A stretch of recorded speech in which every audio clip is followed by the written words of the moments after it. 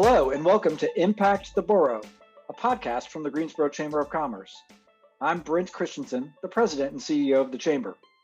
Each week we'll highlight what we're doing to start and grow businesses, create quality jobs, and develop our workforce.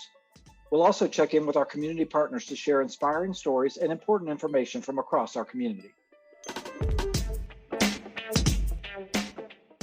This podcast is brought to you by Truliant Federal Credit Union, a modern, mission-driven financial institution focused on the needs of its members, the businesses it serves, and our community. With 5 locations in Guilford County, including a dedicated commercial lending office at Friendly Center and a highly rated mobile banking app, Truliant makes it their business to help you grow yours. Visit Truliant.org for more information.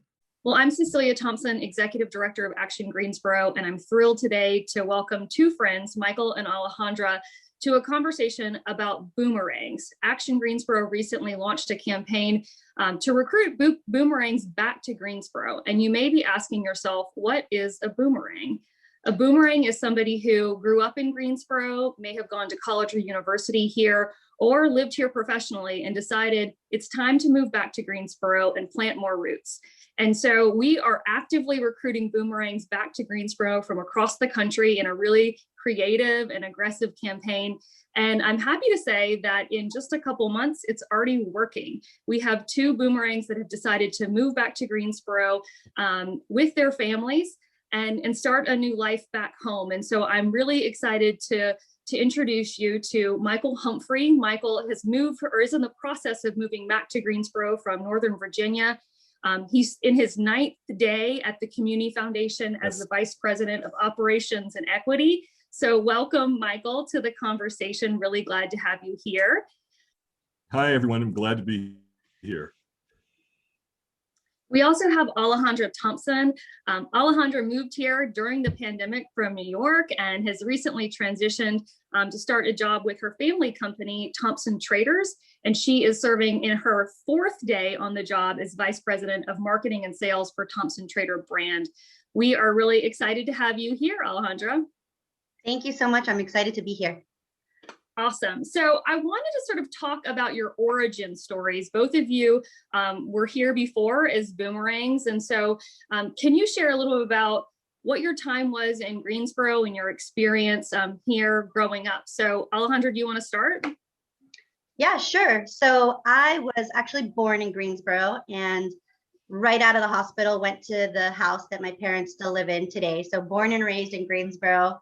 My mom's Mexican, my dad's American, so I feel like a Mexican Southerner at heart.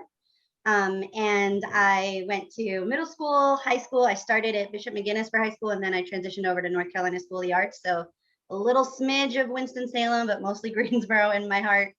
And then right out of college, I moved to New York for a job that was supposed to be 2 years, and then it ended up being over a decade. And so was very, very excited to finally get kind of the opportunity to come back. But the whole time I was in New York, I was very proud of my Southern roots. And people would always say, oh, you don't have an accent. And I was like, well, you don't need to have an accent to be a Southerner. You can still feel it in your heart. So that's it. It's Greensboro forever for me. I love that. Well, Michael, you also grew up in Greensboro. Can you tell us about that experience? Well, I did. Born and raised in Greensboro. My education grew from elementary through high school, all in Greensboro. Graduated from Ben L. Smith Senior High School and followed my mother and my father and my brother to North Carolina A&T. And coming out of school, went to work for Konica there in Greensboro in the photo imaging industry, and worked for Konica for 8 years, decided to get my MBA, went back to school at Wake Forest, got my MBA, and coming out of Wake Forest, my new boss was in New York working for the National Football League. And so sure enough, got the opportunity to go to New York from Greensboro, which was a true culture shock for me, having never really been away from home. And went to New York and was there for about 18 years. And worked for the National Football League, helping to plan, produce, execute the Super Bowl, Pro Bowl, and other special events. And I'll say this for Alejandra, the day that I went to interview with the NFL in the morning, my second interview that afternoon was with Polo Ralph Lauren on Madison Avenue at their headquarters. And I so wanted that polo job. I wanted that polo job in fashion, but it didn't come through. It didn't happen to be my fate, and but things worked out well. But the Greensboro upbringing was just, it was a Rockwell. It was just fantastic. It's fantastic. Well, I know this is just a voice recording. And so for those of you who are listening, you should know that Michael and Alejandra look very, very fashion forward today. And so I'm sorry you can't see it, but there's fashion in both of their roots. Me, not so much.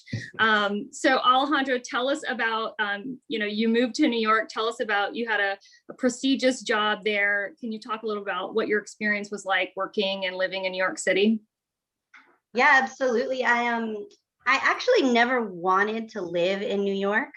So I always felt a bit like an imposter, but coming out of college, I got a job offer that I felt like I couldn't refuse. It was in the beauty industry. It was working for L'Oreal in their luxury division. And I didn't even know that that existed kind of before college. So the idea that like I could make up the shade of a lipstick and the name and the price and put it out into the market and think about the ad campaign, like that to me was just the coolest thing ever. So of course I said, I'll do it. And I think it was a 2-year gig in theory. So I went to L'Oreal, and after 2 years, I just loved my job so much that I kept doing it. And I experienced, similar to you, Michael, the culture shock of New York. Like 8 years in, every morning before leaving my apartment, I'd still have to like bundle up and get ready, because the sidewalks in the morning, that's like the highways in North Carolina, like if you need to slow down to answer your phone, you got to pull over. Like you don't stop walking in the sidewalk. It's aggressive. People will bump you. Like I remember like I'd have to like suit up just to leave my apartment in the morning, like get in my game space. I have this is a weird aside, but I have type 1 diabetes, and I can constantly monitor my blood sugar like every 5 minutes. And on the walk to work, my blood sugar would spike.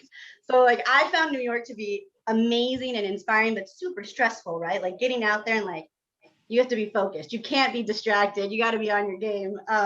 But so I went to New York. I worked, I kept getting cool job opportunities. And even though there were things about New York that I didn't love, and there are so many things about the South that I missed, I was so excited about my job that it just seemed worth it. And so I stayed up there for a while. I was with L'Oreal in their luxury division. I worked on Giorgio Armani. I worked on Lancome.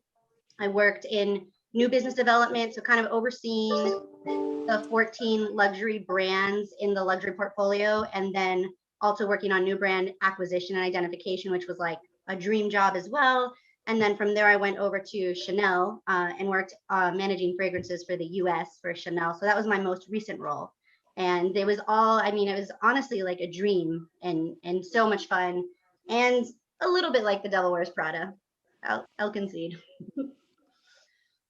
I think it's really interesting that you both talked about these careers that you didn't necessarily know existed when you were in college. And so oftentimes when we go to university, we think about the skill sets that we need for sort of this conceived notion of what employment looks like and what careers look like in sort of the grown-up world. But you both entered prestigious jobs in the NFL and Chanel and other brands in New York City, probably not necessarily thinking of those jobs. And so fast forwarding a little bit, thinking about where you are today, you probably didn't necessarily think, Michael, that you'd be working in philanthropy, and Alejandra, you may not thinking that you were working for your family business.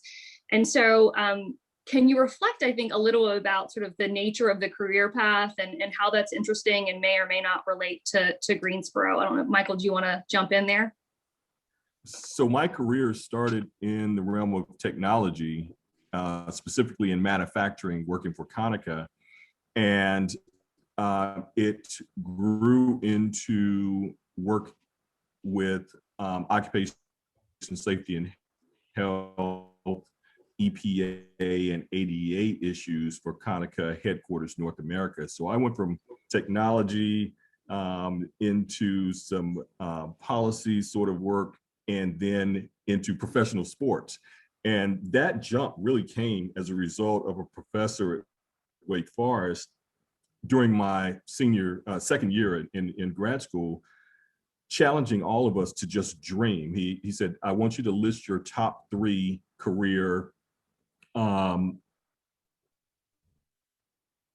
fantasies, basically. And my three were arts and entertainment. And as a relatively young person in Greensboro who had lived in North Carolina at a point where we didn't have professional sports teams, everything was really college athletics. But those were my three: fashion, uh, sports, and entertainment.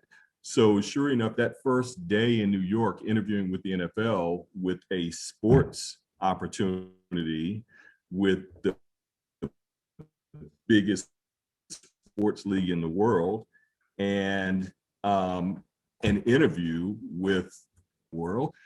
It was really a day to remember. And had the opportunity, as I said, to work within the NFL, was within the special events department. So we oversaw all of the development and execution of events for all of the NFL special events. And of course, the crown jewel being the Super Bowl. And about 7 years into my career, my 13-year career with the league, an opening came about, and I specifically asked for the opportunity to run the Pro Bowl event, and was given the opportunity to run the Pro Bowl, which at that point was still housed in Honolulu, Hawaii. So had a very good task of spending about 3 months in Hawaii out of each year. So it's been a real dream. But with that, I wanted to transition, and did transition, into nonprofit realm, working for a mega church in Brooklyn. And with the thought of coming back to North Carolina, there was a real desire to do something impactful in the community. And I just could not have asked for a more incredible opportunity than with the Community Foundation of Greater Greensboro. Michael, you were interesting in that you actively pursued coming back to Greensboro. You had your mind set on it and reached out to me by way of the Boomerang campaign. And so can you talk about sort of how you got to that point of saying, okay, this is my I'm out of here moment. I'm ready to come back to Greensboro? Well, I've got 15-year-old twins who are in their second year of high school. And the plan was, as a family, was always to make the transition back to North Carolina when they graduated. And I have to say, without question, certainly the pandemic has played a role in speeding up the schedule. Just in real, I have this one life to live, and just having kind of experienced in this last year so much loss, the interest just grew that much more. And I was aggressively looking. I had been force and expanded my search to North Carolina with no idea that I would have the opportunity again to do this kind of impactful work in my hometown. It just made it that much more special. I love that. Well, bringing up the impact of the pandemic, Alejandra, I would love to hear from you. You had a bit of a different kind of story in leaving New York to come down to Greensboro during the pandemic and then deciding to stay. So can you tell us about that experience? Yeah, that really resonated with me when Michael said that, the pandemic kind of shifted the way he was thinking and his family was thinking about life. So my husband and I, we had one child at the time, I guess she was 1.5 at the time, in New York, and we were, doing the grind and honestly loving it. And Q1 of 2020 was the busiest Q1 I've ever had. I was in Paris a week, New York a week, back to Paris for a week, back to New York for a week, in LA for a week, back. So it was prime time. And I'm pretty sure I got COVID because I was so sick for like 6 weeks of it. And then, we started, the energy started getting kind of fearful, right? And because it was so bad in New York at the beginning, I think that's where it was the worst. I don't know if you were there for that part, Michael, but people were sending text messages that they thought the city was going to get shut down, that they were going to close the bridges. And all of a sudden, all the offices said, you know what, don't come into work for 2 weeks, just work from home. And the day they said that, my husband and I ran to rent a car. I think we got one of the last rentals that was available in the city. And we left that night. I mean, we packed in 2 hours and we left that, and we got our daughter, got in the car, left that night. I think I had just found out that I was pregnant. And so I was like, if we're going to get stuck somewhere, we're going to get stuck with my family. We're not going to get stuck in here. And we don't have family in the Northeast. So we're like, we're not going to get stuck up here. And so we drove down, we stayed in DC the first night, and then made it to Greensboro on March 13th to my parents' house. And we're still living in my parents' house. And then I started just working from home. And what I thought was going to be 2 weeks turned into almost a year now.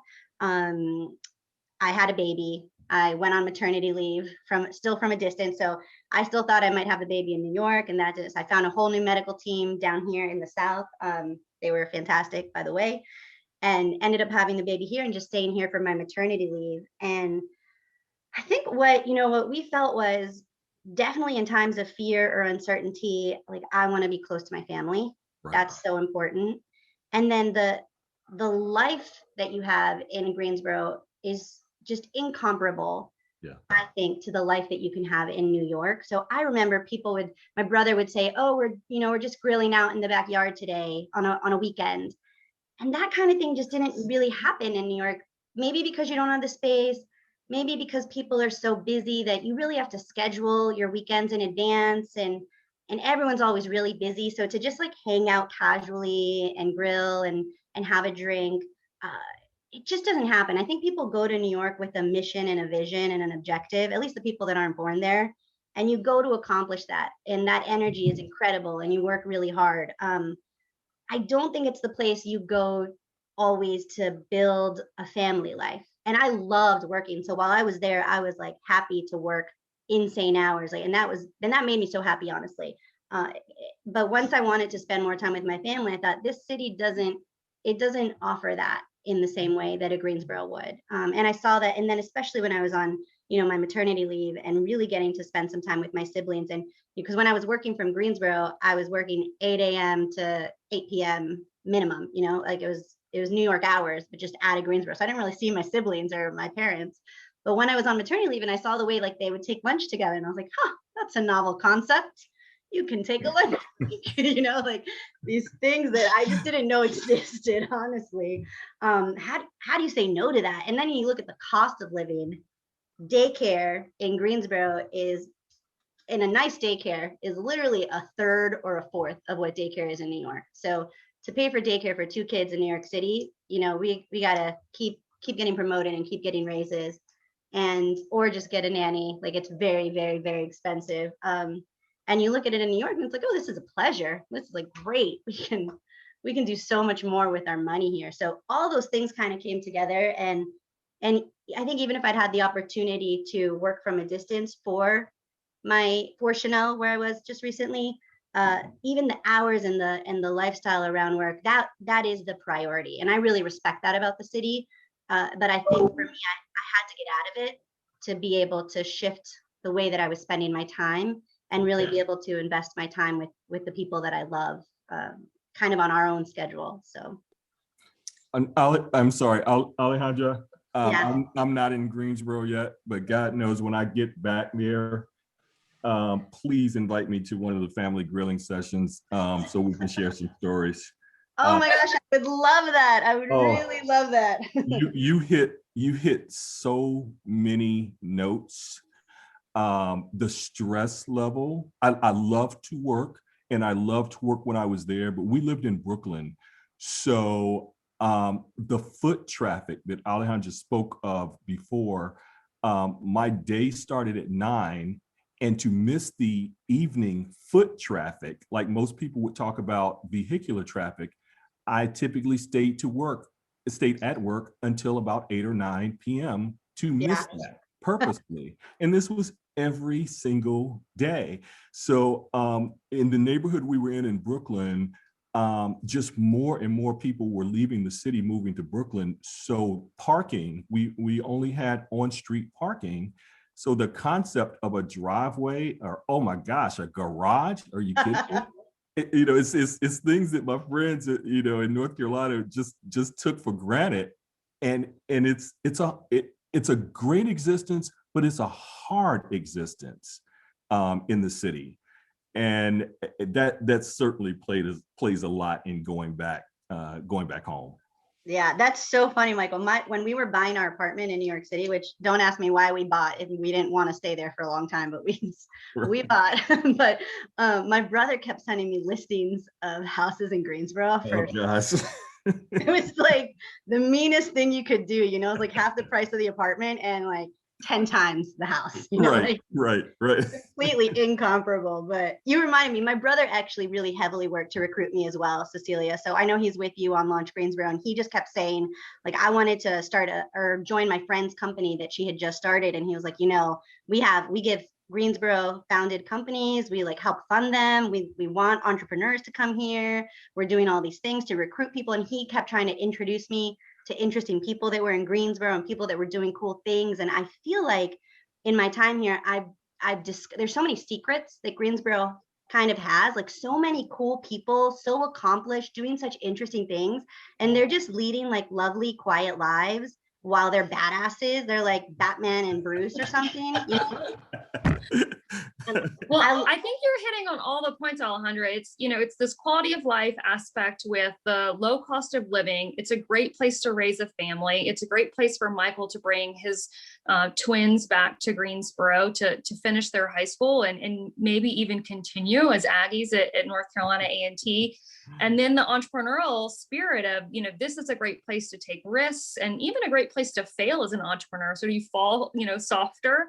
So there's just so much, I think, that is here that is a great offering to people who are looking to come back as boomerangs or even come here as transplants. So Alejandra, your brother Clifford has been on a couple of the podcasts previously. And so he's talked about Thompson Traders, but would you like to talk a little about what you're doing now in your new position?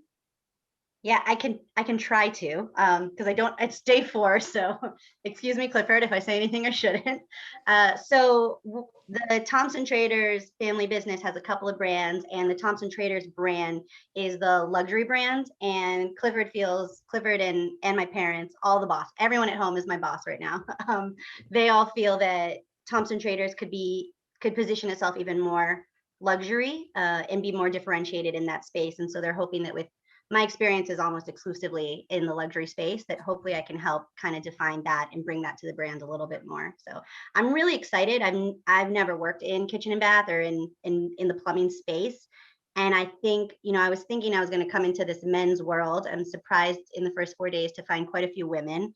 But also I feel like it could do with some disruption, you know, it could do with a little bit of glamming it up, a little bit of fashion, a little bit of sparkle. So I don't know, I'm pretty excited about it.